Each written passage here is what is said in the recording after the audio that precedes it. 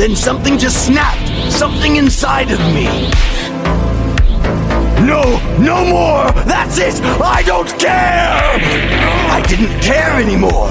I didn't care about being better than Kakarot. I didn't care about being a Super Saiyan. I didn't care if I lived.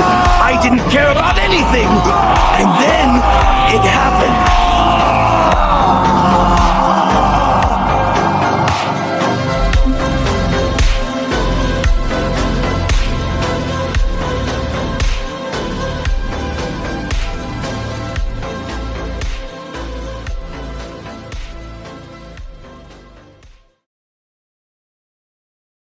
Okay, Monty, introduce yourself. What's up, buddy? How are we? It's I'm Montgomery Carlo. My friends call me Monty. I host a show with Big Mac McCarthy called Nice, which Jen over here will be a future guest on, and we're here to talk D. Gray Man. Exciting. Fuck yeah, I love D. Gray Man. I know you love D. Gray Man.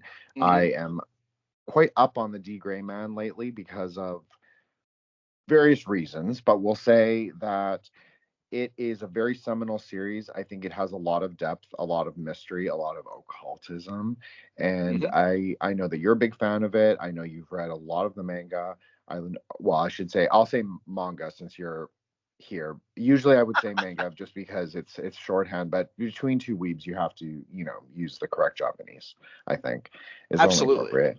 And so we'll do D. Gray Man, and we're going to just do it like a structured, we'll go through it. So, I also want to say that I do love Monty and Mac's pod, Nice, and Monty is a nice boy. So everybody should definitely go listen to that, and all their Monty's links will be, subscribe, go to Spotify, give a 5-star only review, and all his links will be in the show notes as always. So if you do leave a 1-star review of Nice, just let me know. I've been kind of cruising for haters right now, so you do me a big favor. Thank you.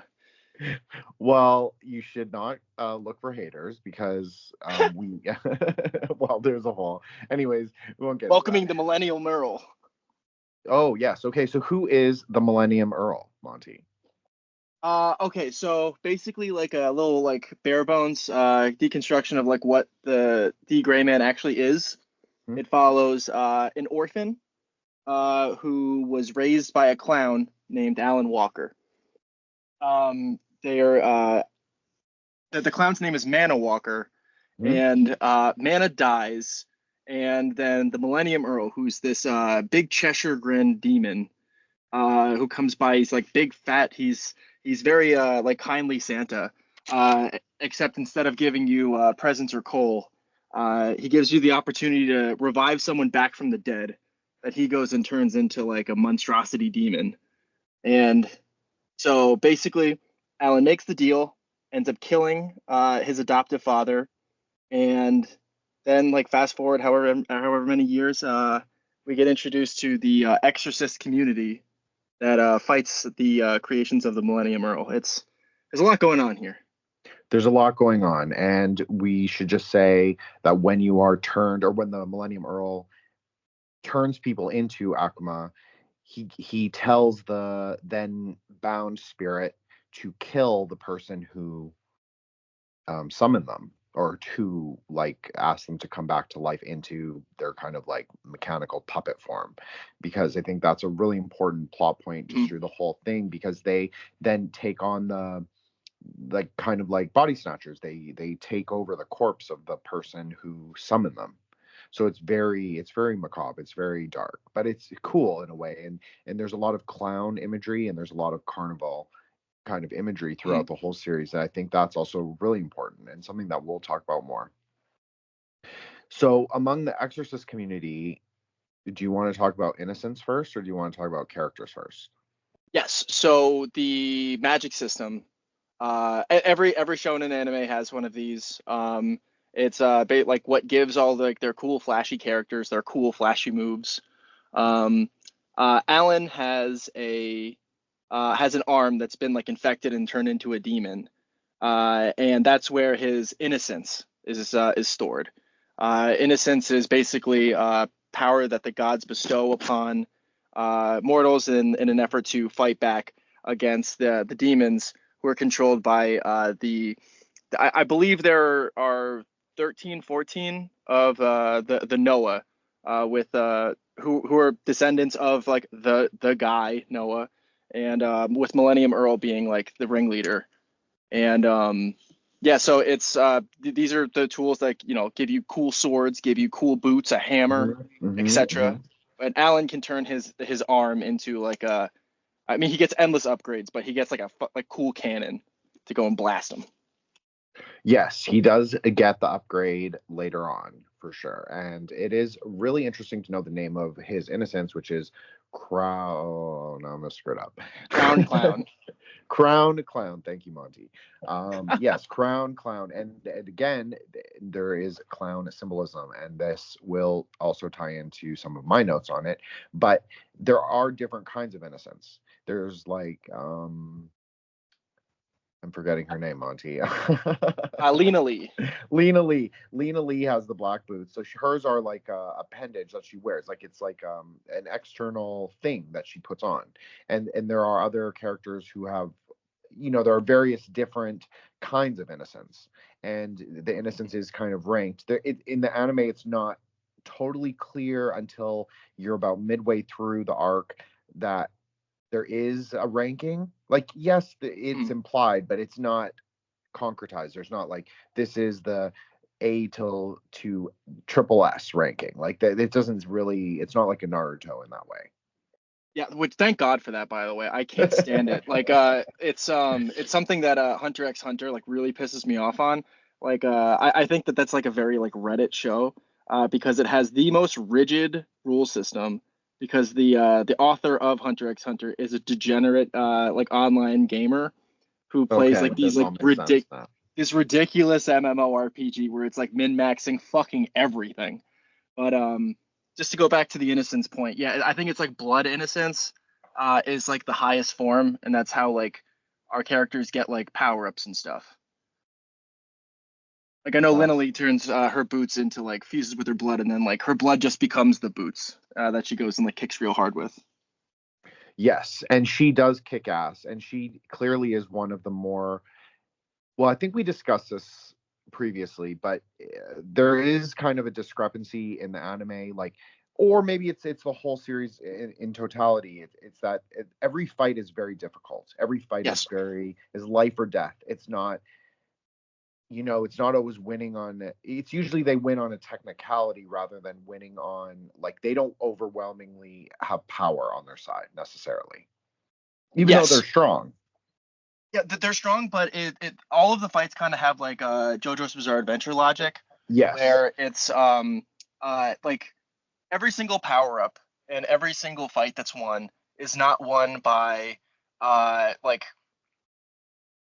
excuse me. It goes by JoJo's Bizarre Adventure rules because each fight is kind of determined by like sucker punches or like last minute power ups that like it's which kind of goes into like the symbology of like what the power ups like represent. This is common in Shonen where it's like, oh, I want to protect my friends like more than you want to kill them, and therefore like that's what wins.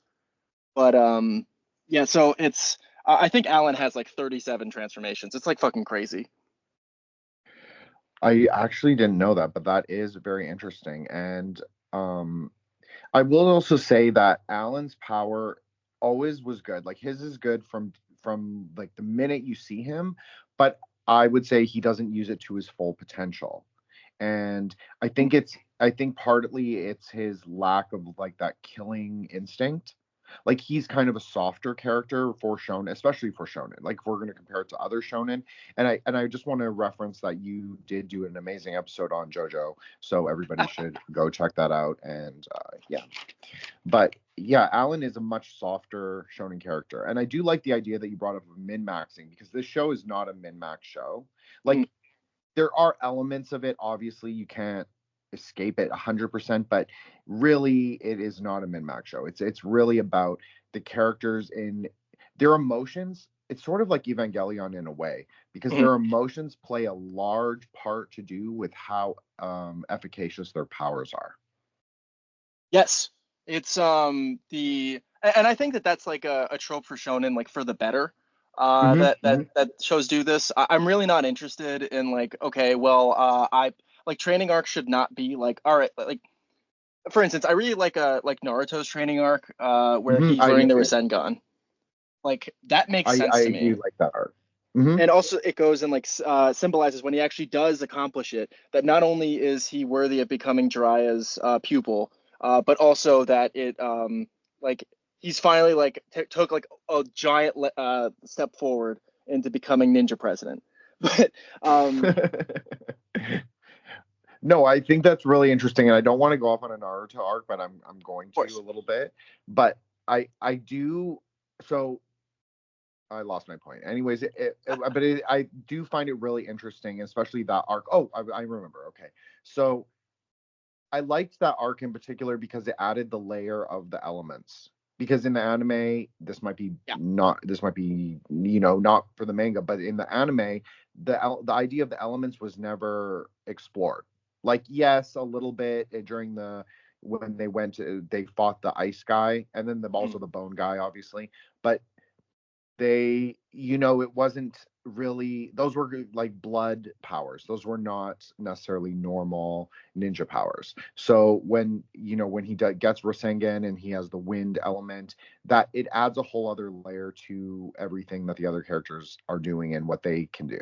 So I've always found that very interesting. And Naruto was not the best at, I think they have an interesting world, but they did not have an interesting sort of, I don't know. There's some things that are great about Naruto, and there's some things that I really dislike. But we don't have to discuss Naruto. But I do think it's interesting, and I'm glad that you brought that up.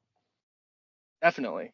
Well, it's so a little bit more context into D Grayman that I think is like worth mentioning. It's I like what you said earlier about Alan being like one of the softer characters in Shonen, and I think that a large part of that is due to the fact that this is authored by a woman.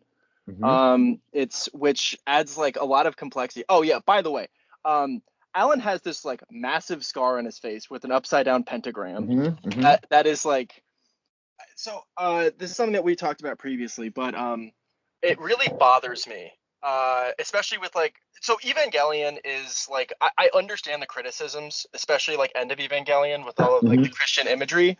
Mm-hmm. And I think that Evangelion, like sure, there's an argument to be made about how like the Christianity on display in that is window dressing and it just looks really cool, but it kind of like is ultimately hollow.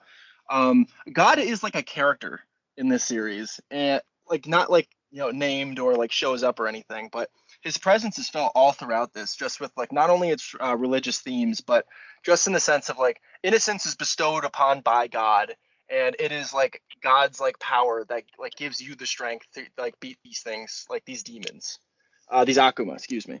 And I think that that's like a really interesting part of the show.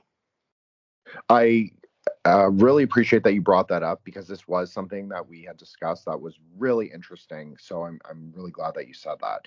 Okay, so for Evangelion, just to respond to that point, I think that the layer of Christianity is not superficial. I don't think that the layer of I tend to agree esotericism. with you. I tend to agree with you. I know you agree with me, Monty. I'm saying for our Reddit tier listeners, for those people who say, oh, and just want to dismiss it.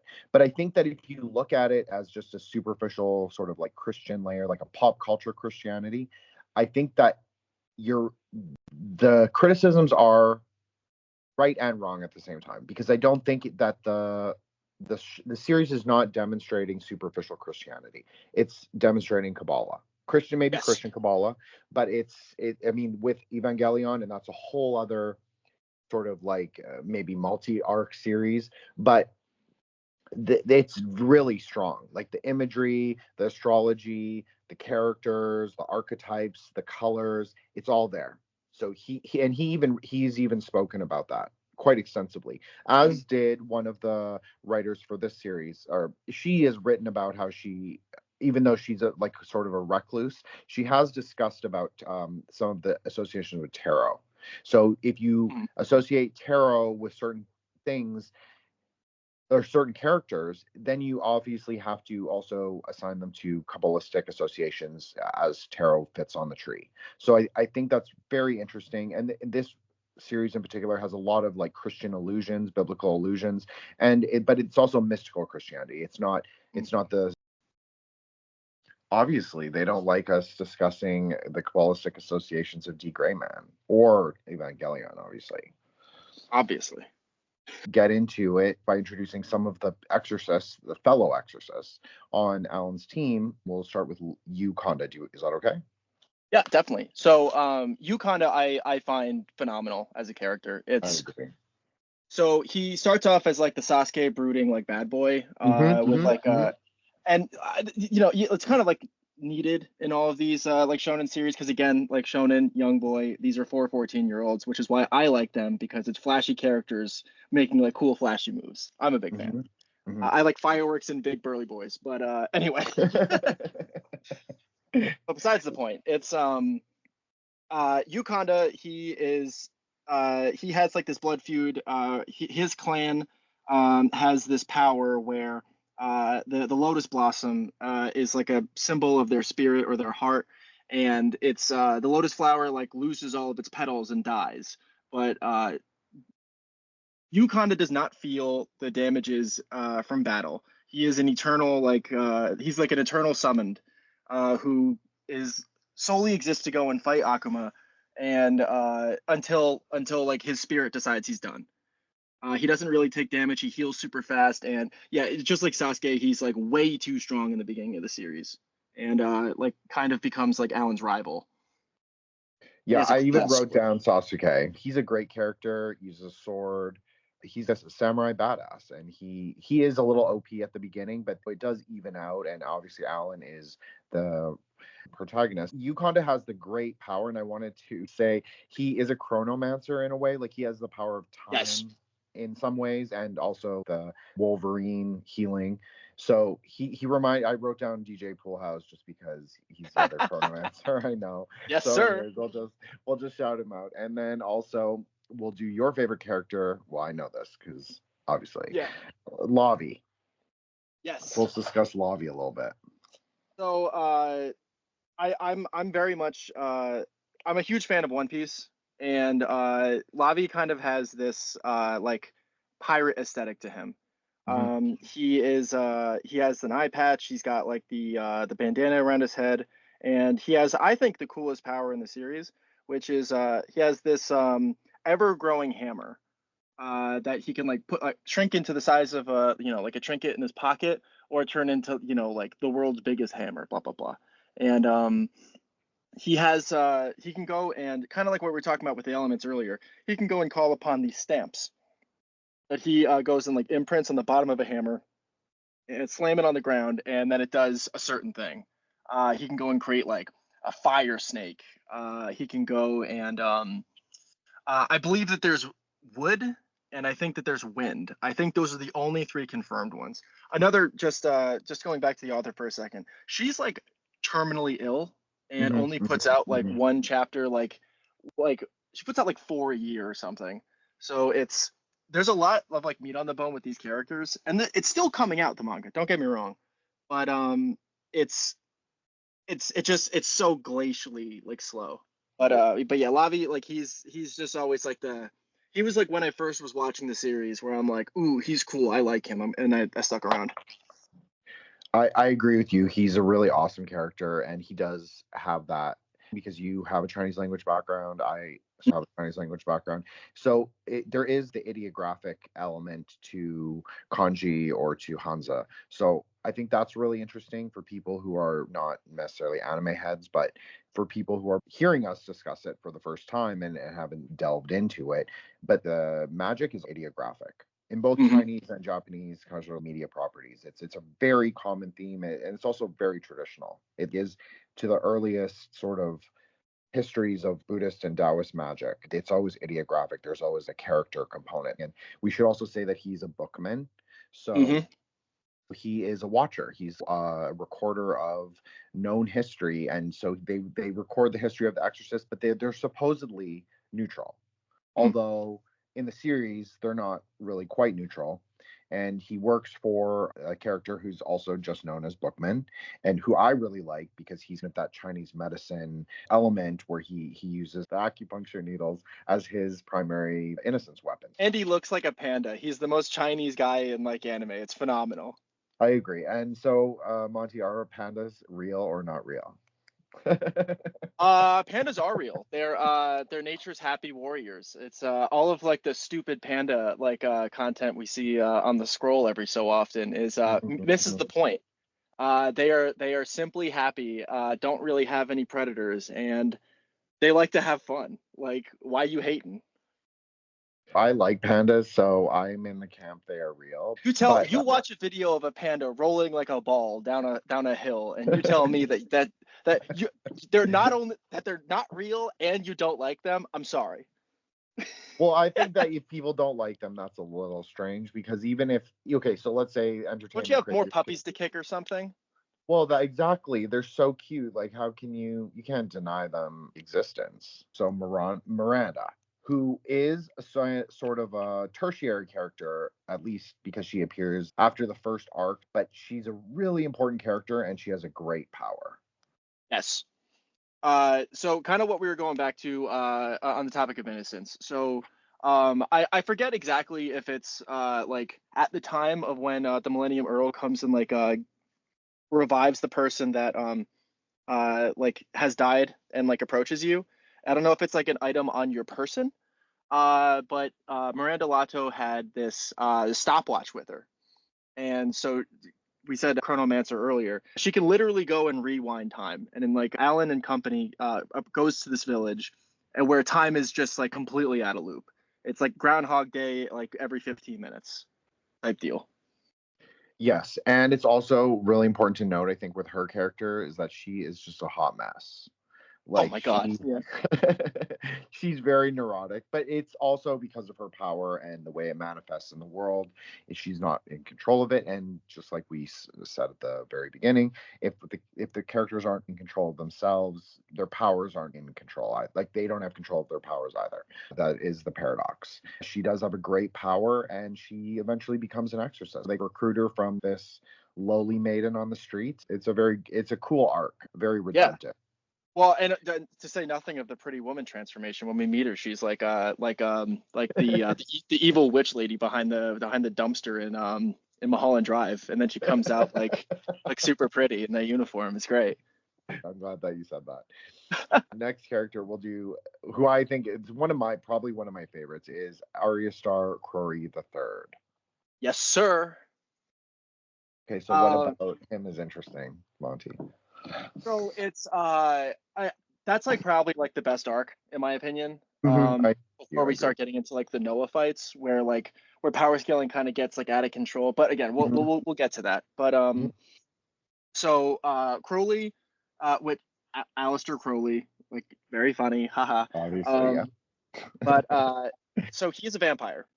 He has like a white streak in his hair, and kind of like when dogs get like activated when they see prey or like a danger or something, it flips up, and that's like what at like his innocence are in his teeth.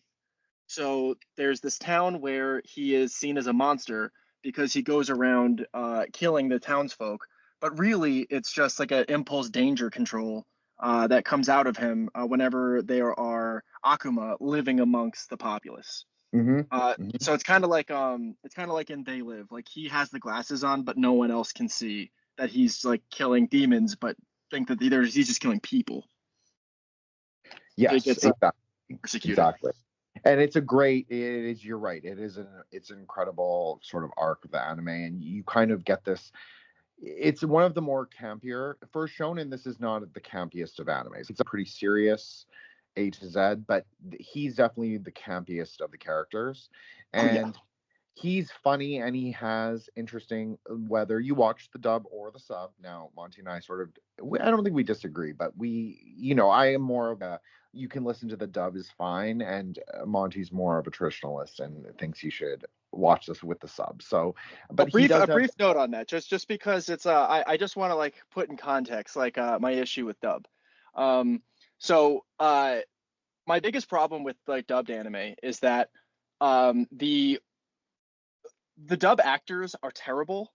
And not necessarily that, obviously that's not true. Like Dragon Ball Z is like completely unwatchable in the sub, and the dub is like far better.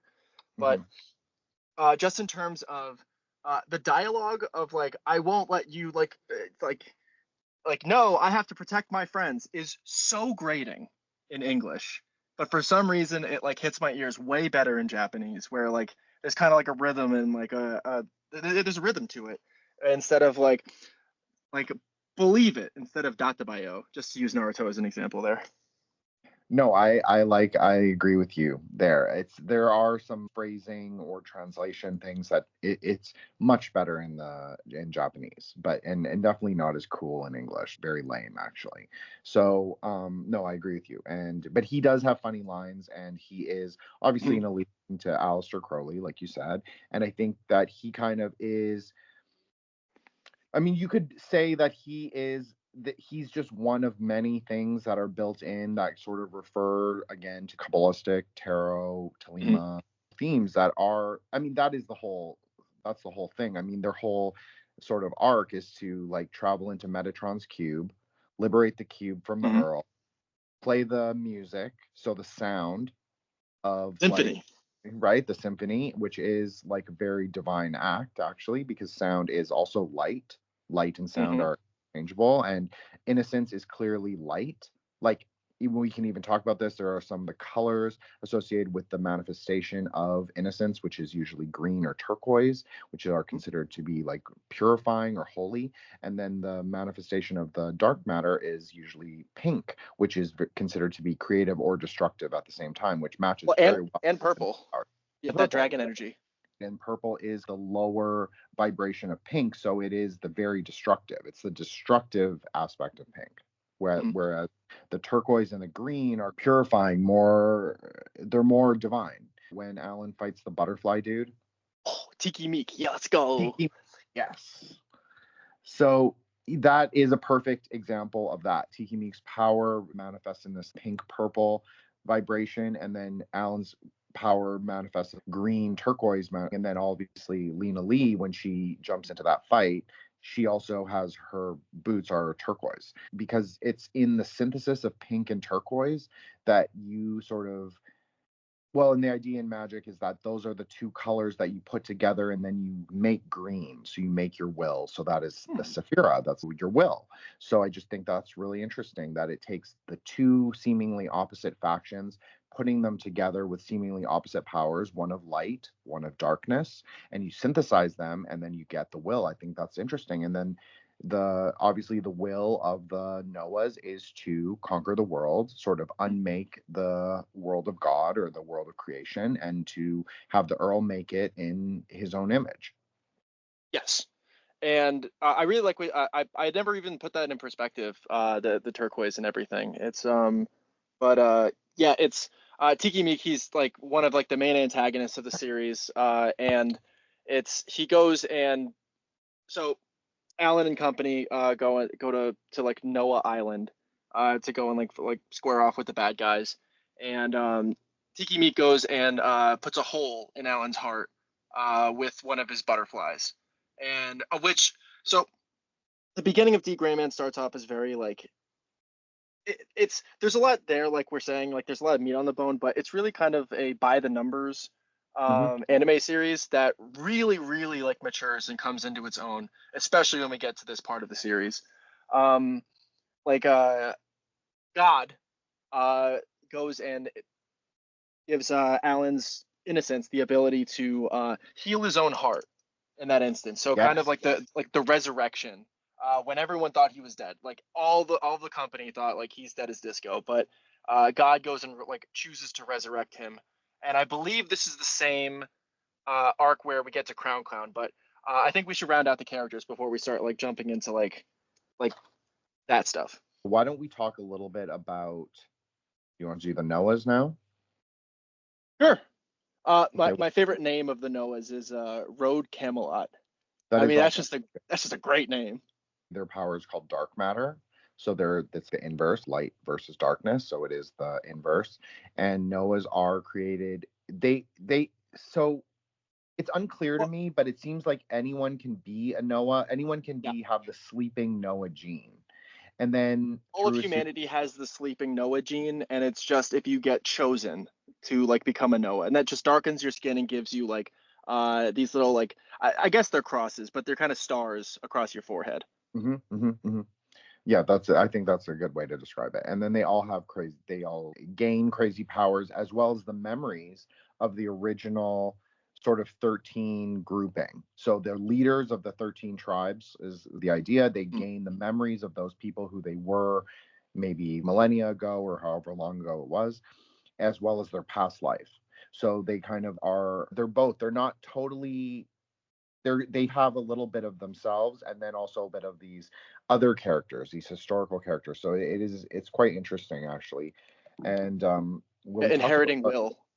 Yes, exactly. That's exactly what I was trying to allude to, is that they are inheriting will. But what's interesting about Road Camelot is that she kind of, I feel like she kind of doubts sometimes the Earl. Like, she's very loyal to him. I'm not saying she's just loyal, but there are elements of her where you see how human she could be.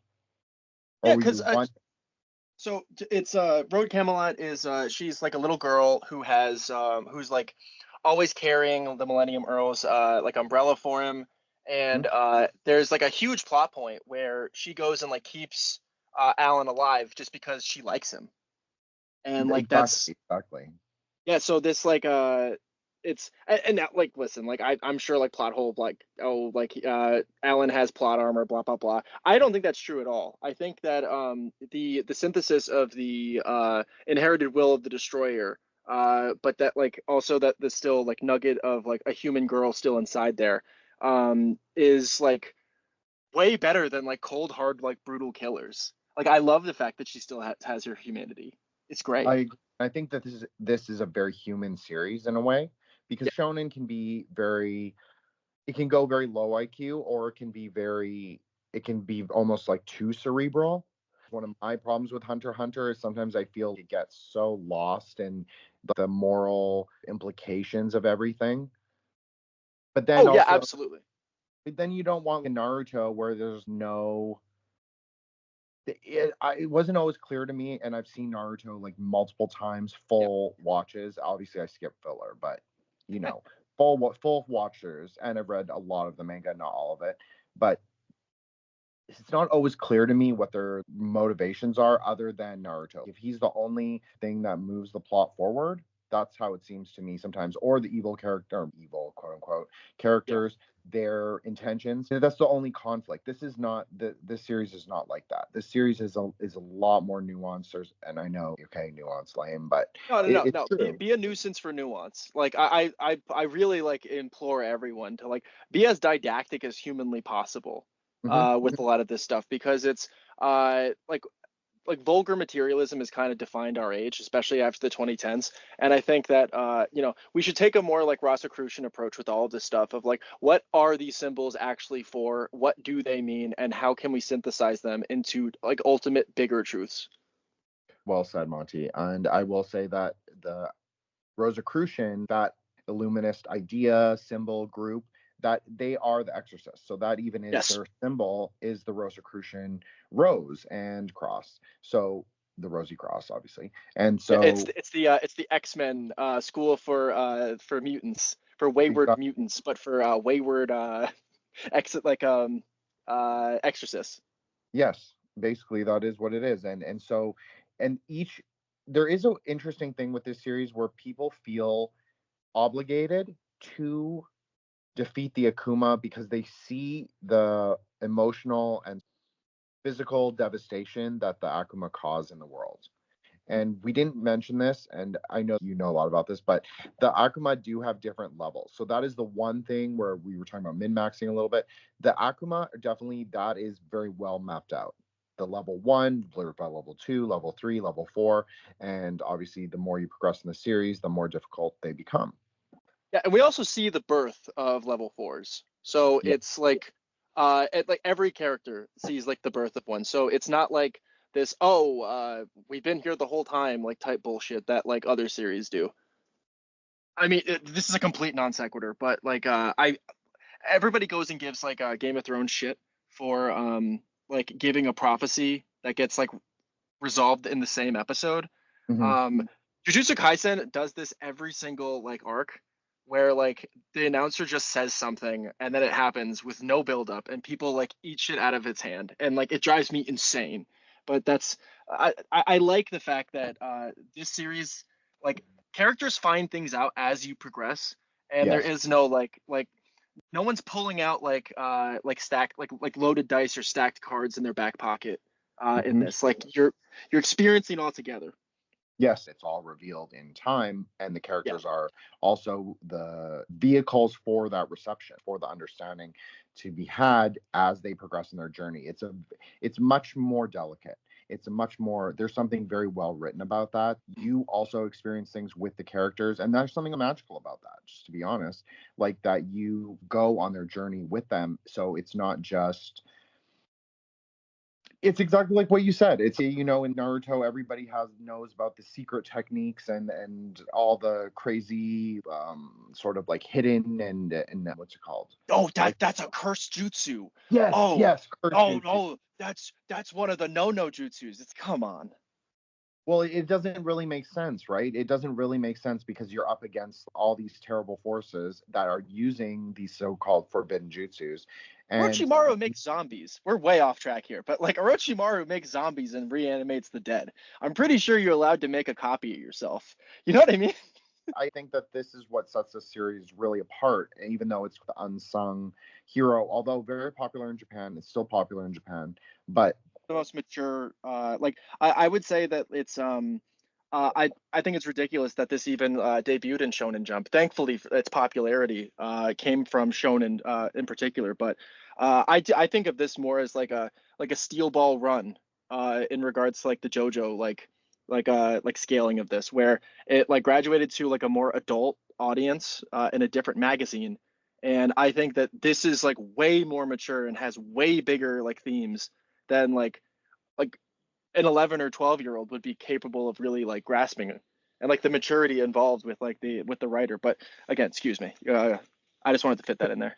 I think that was a great addition, Monty. When we discuss shonen or we discuss anime or we discuss manga, it exists in a greater universe, obviously in relation to each other, as well as we're looking at it cross-culturally. It's inevitable. You are going to end up making comparisons and in the greater scope of the genre. And even the genres within anime and manga like shonen, shoujo, it's inevitable that you're going to place things in categories to understand them better. Yeah. So, okay, so we did a little bit. So let's do a little bit of the Earl because I know you introduced him, but I do have a couple little. No, he demands more attention. Go. The Earl is really interesting. If you look up the Earl of Hell in the Key of Solomon. P.S. I've done an episode on the Lesser Keys, so really go check that out. But the Earl of Hell in the Lesser Keys is Raum, Raum, who is a crow demon who wears a top hat. So I thought that was immediately there seemed to be something similar. And he's the anti-god, but he's also the Lucifer figure, where he's the anti-god in the way that he wants to unmake creation, at least the creation of God, and he wants to unmake the world and then remake it in his image. But then he's a naughty son, so he's not quite God's equal or opposite. He's this defiant, adversarial sort of. He's angry. He's an angry son at God for multiple reasons, which he does sometimes get into, sometimes not. But there's also legacy of Cain, legacy, and you know that's even discussed. If you were going to give a Kabbalistic association, he would be associated with death or with the secret sphere, because crows are often associated with that sphere. And A murder. yes, exactly, a murder of crows. And then, but then it's also interesting to note where Alan would fall in the tree. So you and I have discussed this a little bit, but I'll just give a little mention just because it's a good contrast to where the Earl would be. But so maybe you say the Earl is the devil card. Okay. So the devil card is between Mercury and Yesod, I believe. But Alan has two distinct associations. So first is the star, which is on his face. So it's the downward pointed pentagram so it has the alchemical symbol for Saturn on it. So that's also very interesting. And then the 5 elements pointed downwards. So people might wonder why. Okay, so why is it pointed downwards? That just means that you're bringing something into material creation. So you're drawing down the 5 elements. There are 5 elements in creation, even though we traditionally say it's Yadhe Badhe, so it's 4, but it's really 5 because there's a 5th secret thing, which you could say is light. So you could say it's innocence. So you're bringing it down through Saturn, so then it materializes, it crystallizes, becomes form. So that is what Alan's tattoo means. The star card, which is the 17th card, which is going to, interestingly enough, which is also the number of this episode. The star card auspicious. Is very auspicious. And then the star card is between Yesod and Netzach, which is the moon and Venus. The star card is also associated with a concept called the Zadi, which is the saint. So the saint is said to raise up the light of the moon. All the light from God falls down on the moon. The saint goes to the moon and he's able to liberate the light from obscuration. So that's one important thing with Alan. But then he also has the clown association, like we said before. Yes. And that is the Fool card. And the Fool card is much higher on the tree. The Fool card is between a sphere called Kether and Chokmah, between the crown and wisdom. I do think that there is a very clear association between Alan being a wandering fool. And interestingly, the fool can exist in all the other cards or spheres. Absolutely. Right? Because the unknown, like we were talking about, like how the series reveals itself slowly through the character's own experiences. That's very much the fool archetype. But then Alan always has this inner strength. He always has this power to overcome, and it isn't over emotive. I love Dragon Ball Z. Even my Twitter is Wukong Reborn, obviously Monkey King Forever. Yeah, we love it. But, there is this thing where Alan doesn't reach into his deep reserves of emotion to sort of draw out his inner powers. He does it through sheer force of will. It's a lightning strike. He is able to overcome the great evils that before him.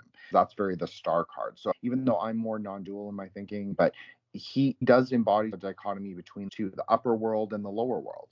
And that's where those 2 cards are. Absolutely. Well, I really like what you said there about the associations in the tarot, because it's what's important is that the author really leans into a lot of these symbols and everything. For instance, Alan has this like arm that turns into a cannon, and like that's like where we first meet him. Mm-hmm. Like I said before, he gets like innumerable like level ups with everything. And eventually, it's his innocence goes and personifies it, taking on the form of Jesus in Revelations with this like wool coat that he goes and puts over him. That becomes kind of like Spider-Man webs that he can use to like pick people up, attack, etc. And his hand becomes this like a big spiky, like very scary, like scythe type things, which he's with each finger. And but then really leaning into the Fool there, he can then take his cursed arm off of his body and it turns into a brilliant holy blade, which leans into the Fool archetype because the Fool is always depicted with a wand. The Fool will lie to you, will betray you, much like the Millennium Earl does, and much like how we find out later in the series that Alan is special for a reason, and that's because he is the 14th disciple of Noah, like hiding inside him. So he has one of the strongest weapons in the series, coupled with the one that reveals truth and his inner struggle of either accepting becoming a Noah or continuing exorcism. And I think that is like a brilliant use of metaphor. I agree, and I think that the whole series is full of it. Even the reference to the crow, I didn't mention this, but the crow program also used to be an exorcist program.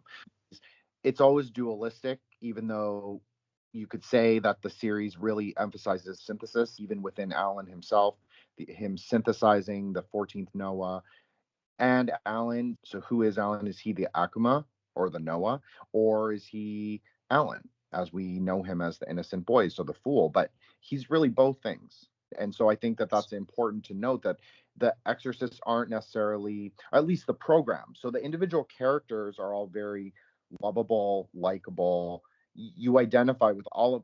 There was really no one I didn't like. But I completely agree with you. Except maybe the scientist brother, he was quite annoying. But Fucking like science like losers, like keep him in the lab. I think it's interesting that the Exorcist program has a lot of eugenicist sort of undertones as well, but the characters themselves don't know it. So they're going along with what the order wants and what this higher order council, that you don't end up seeing them until much later.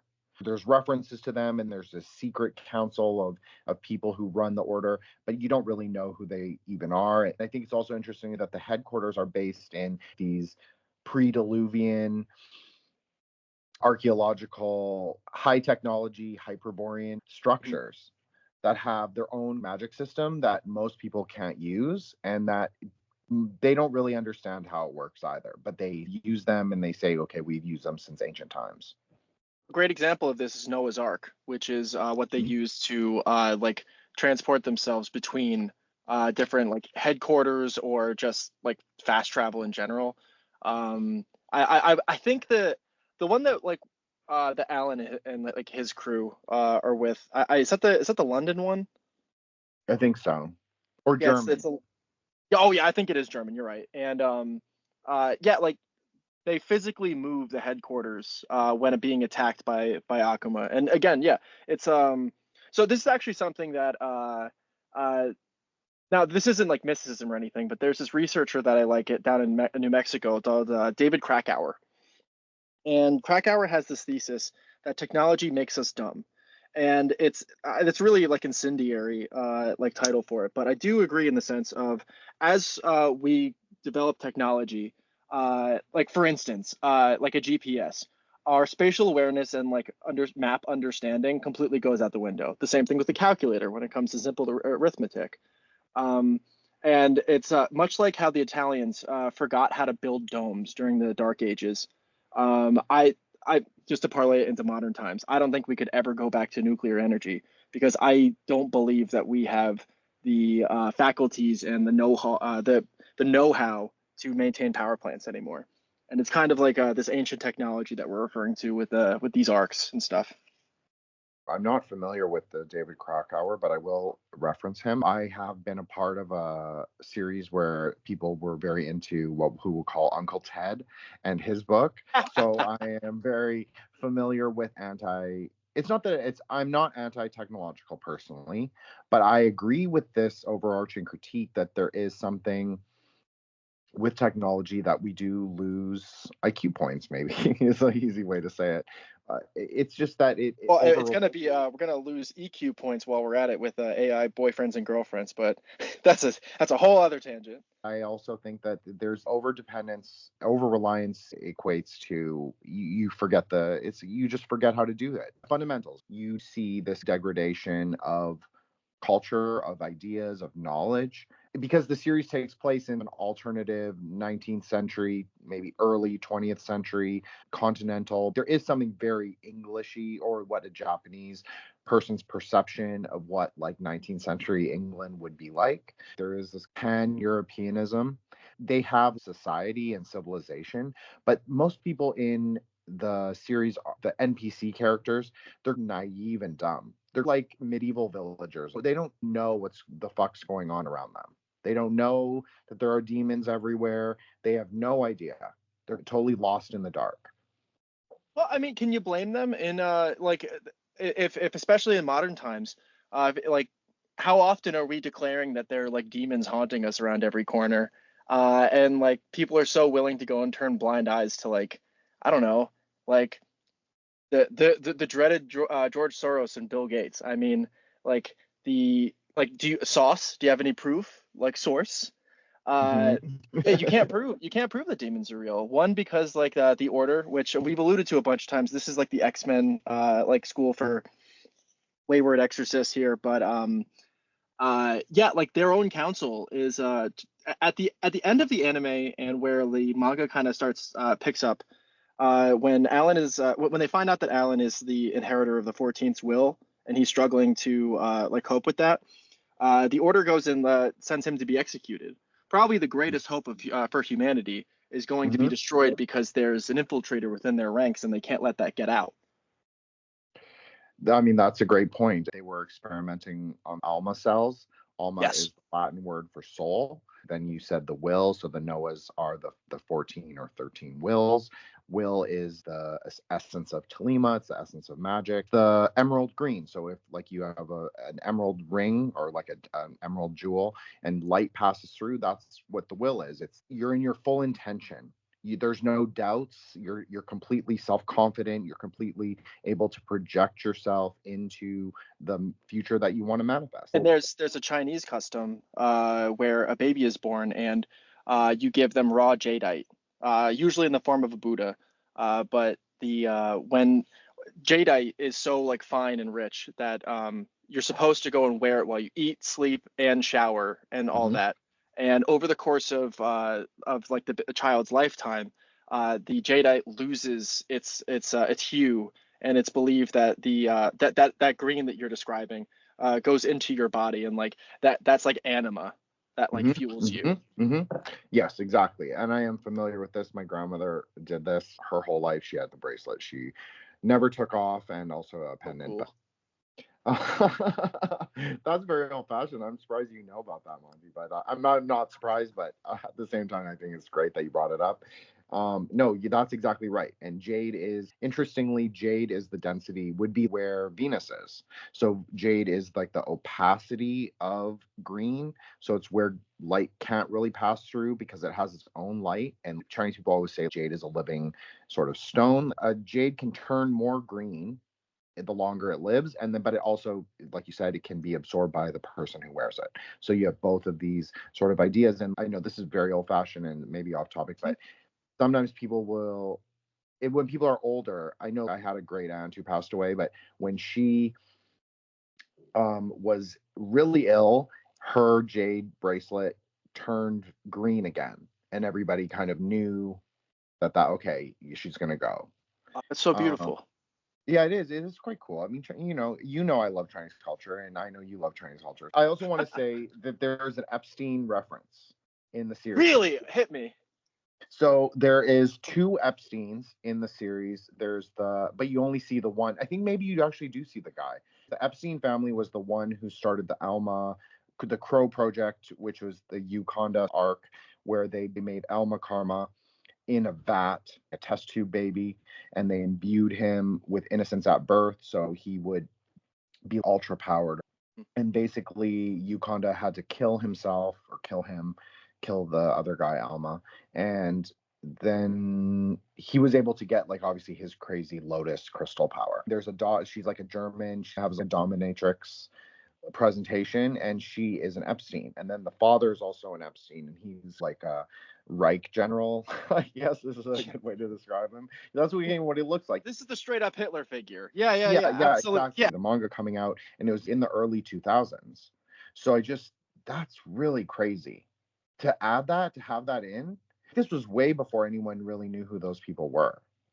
So I just think that's got to be before even like blind items were like implicating it. I mean, hey, listen, it's a lot of this like biblical and these like ancient ideas and everything. It's a certain group of people, a certain chosen group of people have always been the bad guys. Let's put it that way.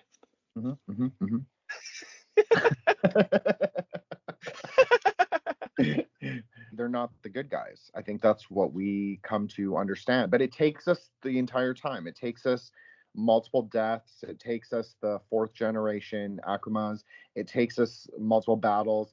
It takes us, and Alan has to make the break. He has to decide for himself, what does Alan will? What does Alan want to do himself? Not just what he's told or what he feels he should do.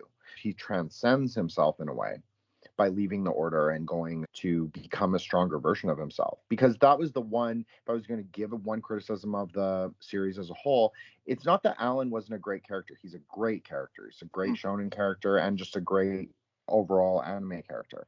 But I sometimes felt there were times, and this might just have been a pacing issue with the anime, but I felt he could have spent some of those episodes where they would follow someone else around for a few episodes. I felt Alan could have spent those training. in my Yeah, opinion. Maybe that's me shonen brain. I don't know.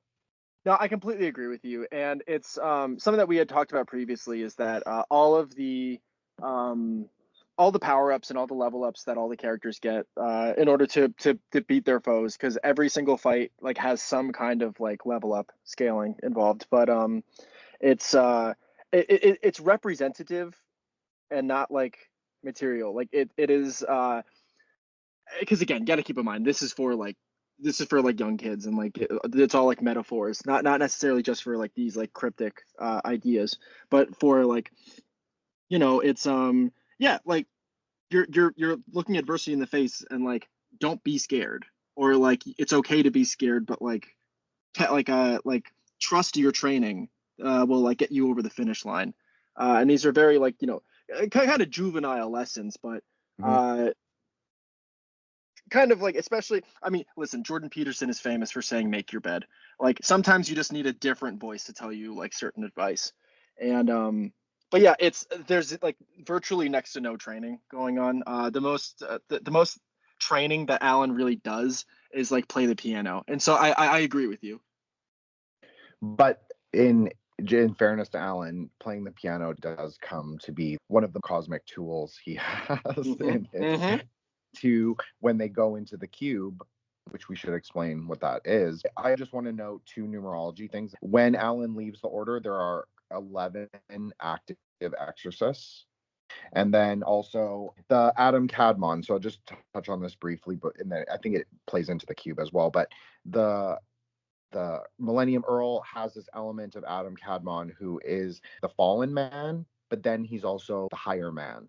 So he understands that he could be the higher man, he could be God, but he also understands that he's Adam Kadmon and he's the fallen man because he is the imperfect version.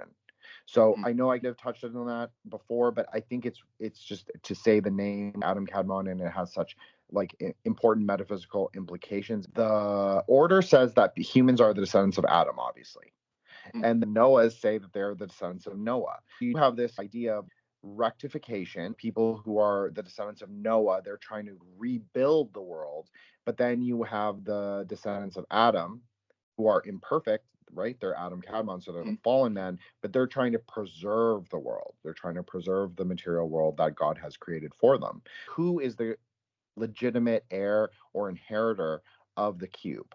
Because the cube isn't inherently for the Noah, because it's the knowledge that they used to build the cube came from God. So that's the idea, is it's beyond them. It doesn't legitimately belong to them. They've forgotten how to, even though they're building a new arc, they can't match the same level of power, and that becomes a whole story arc in and of itself.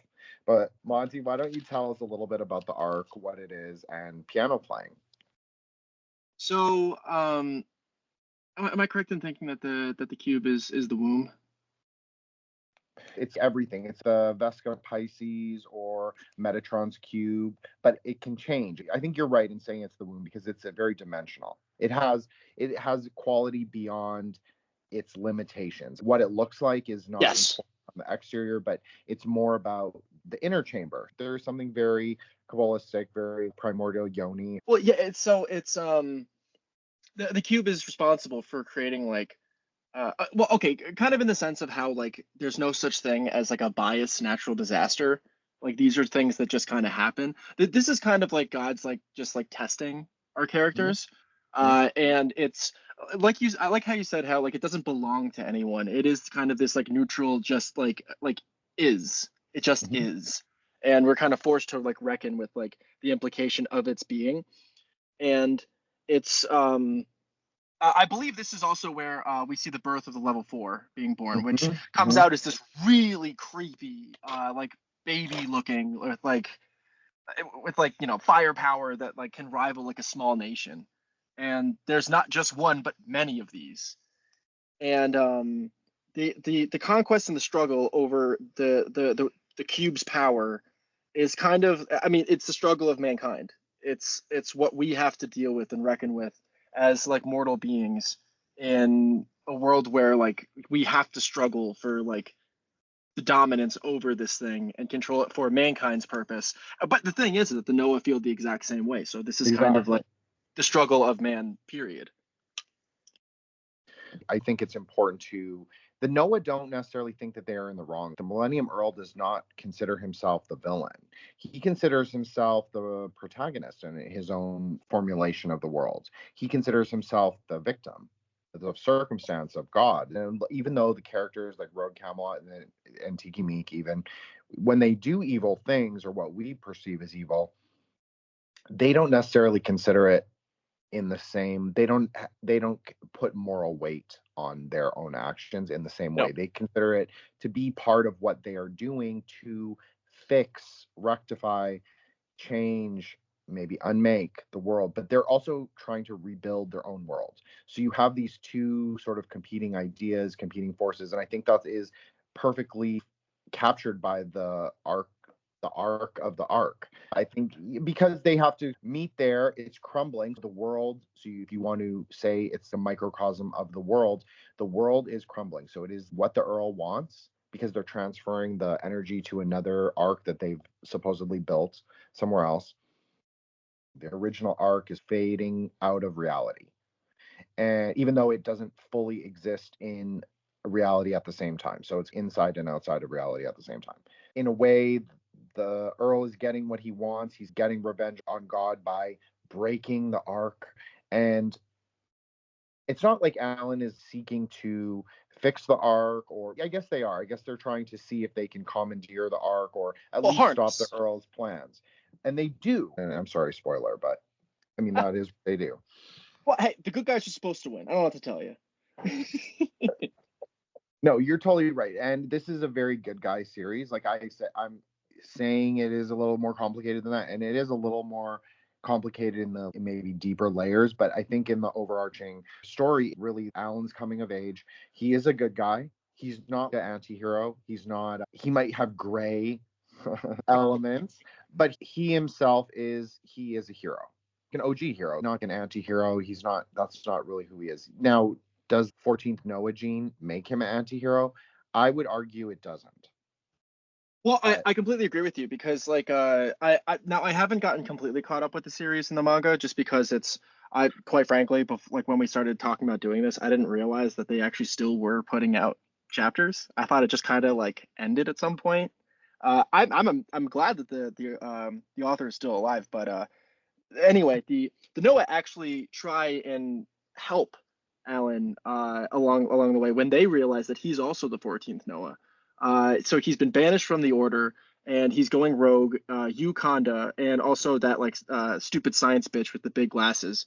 That's where I left off was when like those three going on a quest to stop like because there are these like huge like spottings of like mega like demons attack Akuma attacking like villages and stuff, and so they're kind of like the rogue unit going to it's not vigilante justice. It's well, this kind of goes back to something that One Piece like talks about a lot, which is inversions. And so the kind of like how the antagonization between the humans and the Noah, it's both of them are justified and both of them are completely right. The Noah, it's a struggle over like conquest and destiny. That's it. And so of course the Noah are going to go and see the human as like these like monsters who are like destroy their own kind, kill Akuma like pretty like willingly. And the humans are supposed to see the Noah as these like big bad like demons because it's like the enemy of good is evil, whether or not what perspective you have. It's always going to be that way. I totally agree with you, Monty. And I did want to say this before, but my favorite nice episodes, although I like all of your nice episodes, but my personal favorite, it was the One Piece episode. And you know this because I've told you this in DM, so I'm not going to front and pretend to be a great One Piece fan. But it did actually make me want to revisit that series, which I never was able to get into. It's a commitment. It's a commitment. But yeah, I appreciate the kind words. It's what I'm like most proud of is that one. So thank you. Well, it really was great, and it made me, in a way, it inspired this one. Not because I didn't want to do anime, obviously, but I knew that you were the right dude to do an anime episode, and my first anime episode with me. Obviously, Poolhouse and I are also working on a Serial Experiments Lane series But Which I is think I'm so excited for.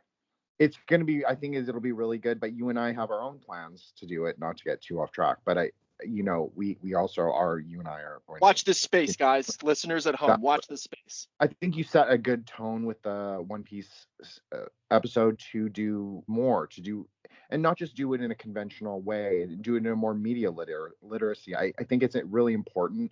I think that people shouldn't blow off anime just because it seems like, oh, it's animation. It's for children. Like, Oh, we're way past that discourse. I'm so glad you brought this up because this is like such a problem that I have when it comes to the topic of Eastern literature and like manga anime on its whole. What really fucking bothers me. Okay, all of us can go and say that like Watchmen and like Alan Moore comics are like on the level of literature. Am I like? Is that like a far cry to say that? I think a lot of people, millennials especially, would agree with you 100%. And I even in university, I think it's took a a class on reasonable graphic thing to say. novel. So Yeah, I I think think it's that sure. I think it's reasonable to go and say that like American comic books have the potential to become literature and high art. Keep in mind, William Blake, when he started, he was like a comic book author. Like mediums, that's all anime and manga is. It's a medium. You can use that to tell whatever story you want, and you can go and like put whatever, impart whatever themes that you want in this. For instance, D. Grayman is loaded with all of this. We were talking earlier about Evangelion, and while I ultimately agree with you that there is way more like weight to the biblical allusions, but it's the weird racism that comes with Easterners, excuse me, Westerners, when it comes to the East relationship to Christianity in particular. For instance, if you were a Christian in Japan, there was like a town where they would go and crucify you. As a matter of fact, Oda, the author of One Piece, grew up across the river from where these crucifixions happened. Like like Japanese people and like Eastern Chinese people even, and especially Koreans. There's a ton of Korean churches, like Christian yeah. Catholic. I hesitate to say Catholic. I don't know that, but Christian churches. Like this.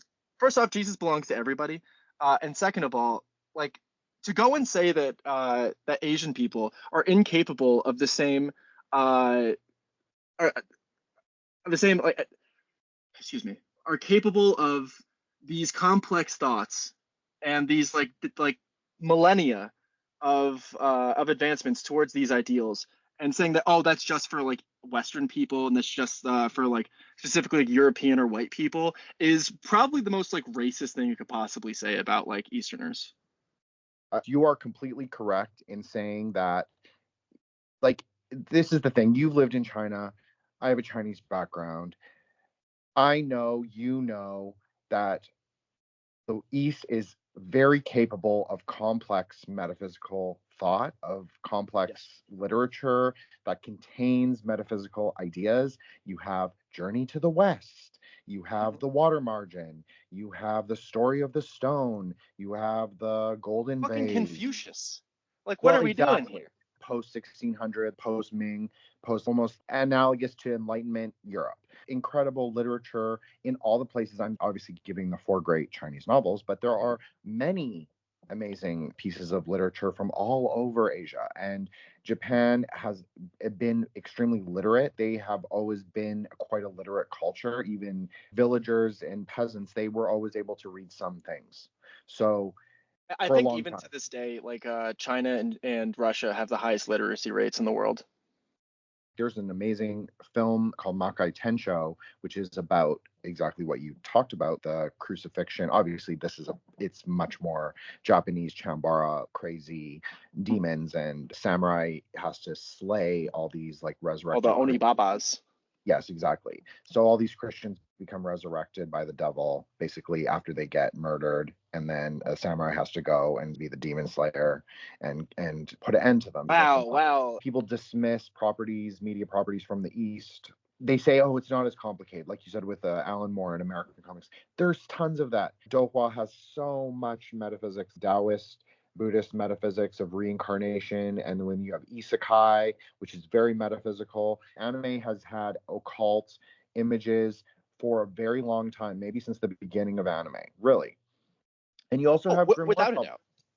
In Japanese, you have grimoire publishing brought by the Dutch. So when the Dutch came and introduced Christianity, they also brought grimoires. A lot of people don't know this, but since the 1600s. So they have had access to these sort of like foreign esoteric texts, as well as Japan does have a history of Tantra. Is it the same as Tibetan Tantra? No, but it's how Chinese Tantra and Japanese Tantra are almost the same thing, but Tibetan Tantra is its own thing. So all the Taoism, the Onmyoto, that all also was in Japan. So they are going to have just as complex sort of cosmological reasoning as Alan Moore does. And I think Alan Moore is a little overrated. Now I would have I tend to agree with you. I tend to agree with you. Yeah. He was interesting when I was 21 and I was taking a class on graphic novels, but now to look back at him, I'm kind of like, he's putting it all out there. There's no nuance to his work. It's very superficial. It's almost autistic, actually. Yeah, it's only when like the it's kind of like how the best experience is bad experience. I just think that like when you go and finally gain access to I credit Japan like tenfold for this. Their use of the comic medium and how they use it for storytelling and everything. I can't see myself going back to like Alan Moore, like American style comics. When I just think the Japanese have done such a great job of creating these very like dense, but ultimately like sublime literature, of which I would put One Piece in there. I mean, it's a satire of the modern world, wrapped up in in a William Blake box. I think it's phenomenal. And I would say the exact same thing about D. Gray Man if it was still going. Obviously, it is still going, but the greatest weakness of the series is that if this had kept up the same output as it was when it started with a chapter a week, I think that there would be no competition, that this would have blown Naruto and it would have blown Bleach like out of the water. But it's simply people fall off. I agree with you. And I think that something that we noted once before is that the archetype of the writer, she has sort of this wounded healer archetype in and of herself. Now, whether that's coincidence in the world or divine comedy, I don't know, but it is interesting because, people who are said to be able to channel ideas, channel the spirit of God a little more than other people, maybe in a more creative way. Obviously, she's a writer. So it sort of weakens your physical presence. So because this series is so rich in occult symbolism and Christian mysticism in multiple ideas, it's not just those things. There, obviously, we didn't even get into this with Tiki Meek, but he has the butterflies. That's the symbol of Abe no Seme, who is the great Onmyoto, and there's multiple movies. There's even a Chinese movie called The Yin Yang Master. A really good movie, actually. But that is about a Japanese wizard, so Abe no Seme. You have a lot of these references, and if you're unfamiliar with some of the more pre-modern literature, you're going to totally miss it.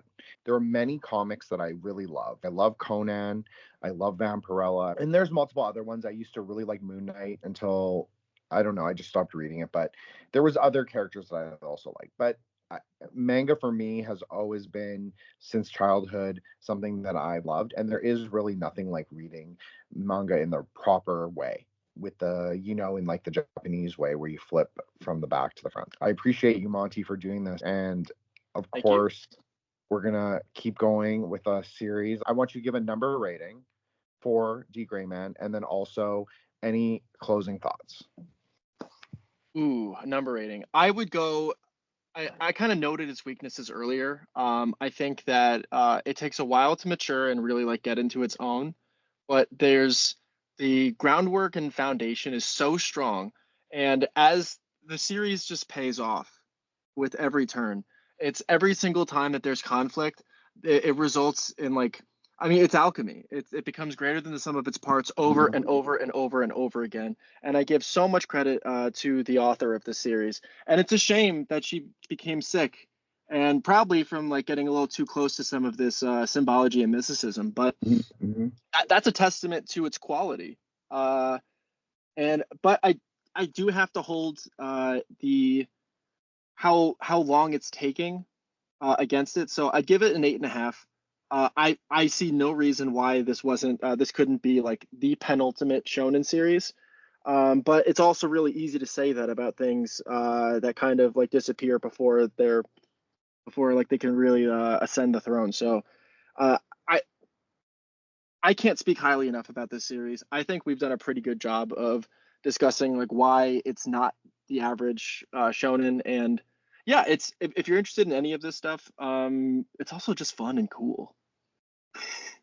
I agree. I even wrote down 8.5. I'm not lying. I really did. So that's my numerological or numerical value for it. I think the original animation is good, and I would probably give the anime 7.5 because I Yeah, think I'd that agree with you.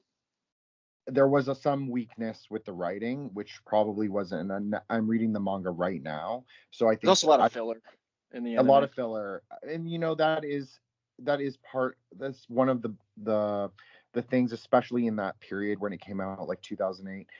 All those, like, Bleach has so much filler. Like, Bleach is a good series. Like, I really like Bleach. It's I really great. like him, but it has so much filler. Naruto is like hours of filler. I think there used to be like how you could download like Naruto and you could download it without filler. That would be like No, 60 it's like thousands of hours of filler. Yes, exactly. During Exactly. during COVID, I had a buddy of mine who I hadn't talked to in a really long time, and he kind of just hit me up out of the blue and said that he's watching Naruto right now. And I'm like, oh shit, that's so cool. Like, where are you? And he's like, oh yeah, it's like the village hidden in like the lightning or whatever the fuck it's called, was like planting bombs in Konoha, and I'm like, that never happened. And I forgot that like after the Naruto Sasuke fight where Sasuke goes away, there's probably like 100 episodes of filler there. Yeah, there's at least 100 episodes. Yeah, 100% there is, and that is where. So I had to go back and rewatch like a lot of Naruto because I loved it at the beginning. I loved it through like the Chunin exam arc. That was like my favorite part where they're in the arena and then Orochimaru attacks them. But then there's like so much filler, like just unbelievable amount. And, it can be really, that's not the fun. And so my opinion, they shouldn't add that. But, Hey, listen, it's a product of its time. Like you can't really hold that against it. But well, I mean, but the thing is that the anime for T Grayman also shines in the sense of like there's that it holds up better. It holds up better, and also like that disembodied torso that like had the roots growing out of it. Oh my god, that's like some of the coolest imagery I've seen, and it really like leaps from the page in a way that like the manga just couldn't. I agree, and I think that that's a great place to end it. But I will say also that yes, I think this really stands up. I think it stands up from its time. It didn't necessarily shine among its cohorts of that period, but to rewatch it now, I think it's a very strong series, and I do urge everyone to give it a shot if you're into it, if you like the sound of it. If Monty did a good job. Well, thank you so much for having me, man.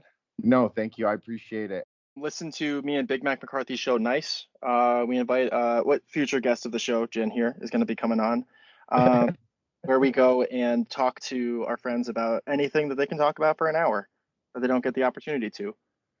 We have a Substack, verynice.substack.com. That's where we're going to be uploading some like either if someone has a critique or they want to add more input into an episode they listen to kind of join in on the conversation, but also we're going to be posting like solo episodes where it's either just me or just Mac talking about something that rules for like 20 minutes. So there's exciting stuff is going on over at Nice HQ.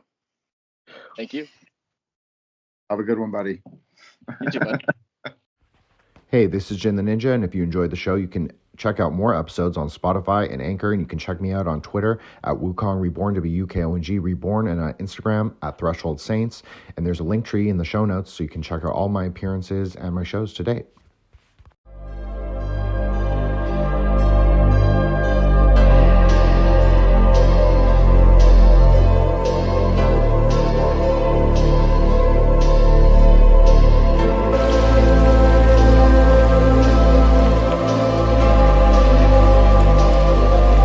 Vegeta.